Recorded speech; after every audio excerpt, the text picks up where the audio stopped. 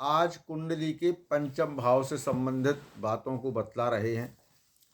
पंचम भाव के सुधर जाने से कुंडली के किसी भी भाव पर विचार किया जाए, यदि उस भाव का भावेश स्वक्षेत्रीय है अथवा उच्च का है अथवा मित्र के घर में बैठा है या अच्छे स्थान में बैठा है, तो उस भाव संबंधी सुख प्रदान करता है।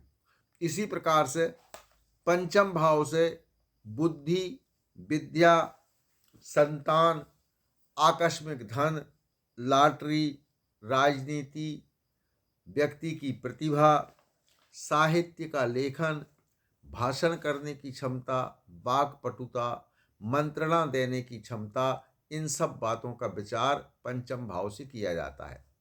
पंचम भाव कुंडली में पणफर्क भी कहलाता है और त्रिकोण भी कहलाता है। इसमें अकेला गुरु हो तो ये विफल होता है, और गुरु के साथ यदि एक दो ग्रह और भी बैठे हों तो वह अति शुभ माने गए हैं।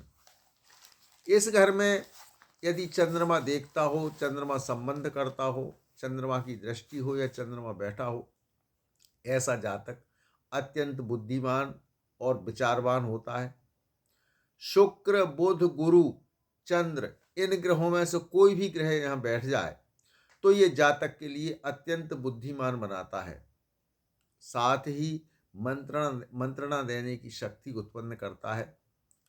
वाक्पटुता के कारण ये व्यक्ति भाषण देने में बड़े निपुण होते हैं और लोग इनकी बड़ी सराहना करते हैं। इसी प्रकार यदि इसमें गुरु की राशि हो, बुध की राशि हो, शुक्र की राशि हो, चंद्र की राशि हो, यहाँ कोई भी इन ग्रहों में से स्वक्षेत्री बैठे हों या एकादश भाव में बैठकर इस भाव को देखते हों, तो भी ये इस जातक के लिए बहुत बुद्धिमान और विद्यावान बनाते हैं। यदि शुक्र बैठ जाए या शुक्र की राशि हो, शुक्र देखें, तो ऐसे व्यक्ति यंत्र मंत्र तंत्रों के बड़े ज्ञाता होते हैं और वह मंत्रणा इनकी सफल होती है।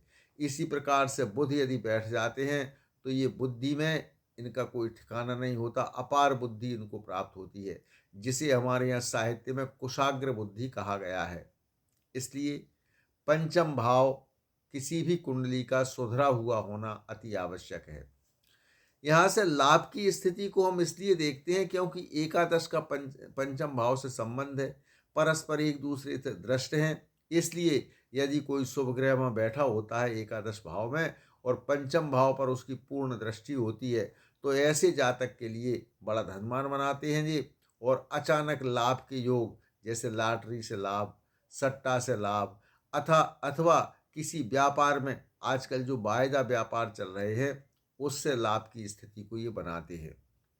यदि पंचम भाव बिगड़ा हुआ है अथवा पंचमेश बिगड़ा हुआ है, तो ऐसी स्थिति में हमको पंचमेश की आराधना और उपासना करके उसको बलवान बना लेना चाहिए, क्योंकि पंचमेश के कारण ही जातक की बुद्धि अति प्रखर होती है। यदि किसी महिला की कुंडली है और पंचम भाव बलवान है, तो उसमें गर्भधारण की शक्ति, संतान उत्पन्न करने की क्षमता अत्यंत प्रबल होती है और पंचम भाव से संतान का भी सुख देखा जाता है, संतान की प्राप्ति देखी जाती है।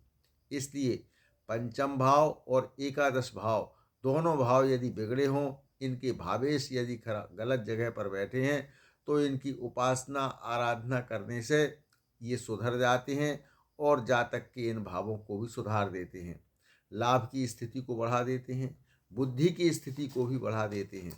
अतः इन सब चीज़ों का विचार पंचम भाव से किया जाता है। हमारा जातकों से निवेदन है, पंचम भाव को देखें, उसकी स्थिति को समझें और जिनकी स्थिति खराब है वह अपने पंचम भाव को सुधारें, ताकि आपको बुद्धि, विद्या और धन तीनों चीज़ों का लाभ हो सके और समाज में आपकी प्रतिभा हो सके। दसम भाव भी सुधर जाता है इन भावों से, क्योंकि दसम भाव कर्म का है, राज्य का भी है। ऐसे लोगों की राजनीतिक लोग सराहना करते हैं और राज्य के कर्मचारियों से मेल मिलाप होता है। इनके कामों में कभी रुकावट नहीं आती है, और यदि आती है तो पंचम और एकादश भाव को सुधार लें तो ये सारी व्यवस्थाएं अपने आप सुधर जाएंगी।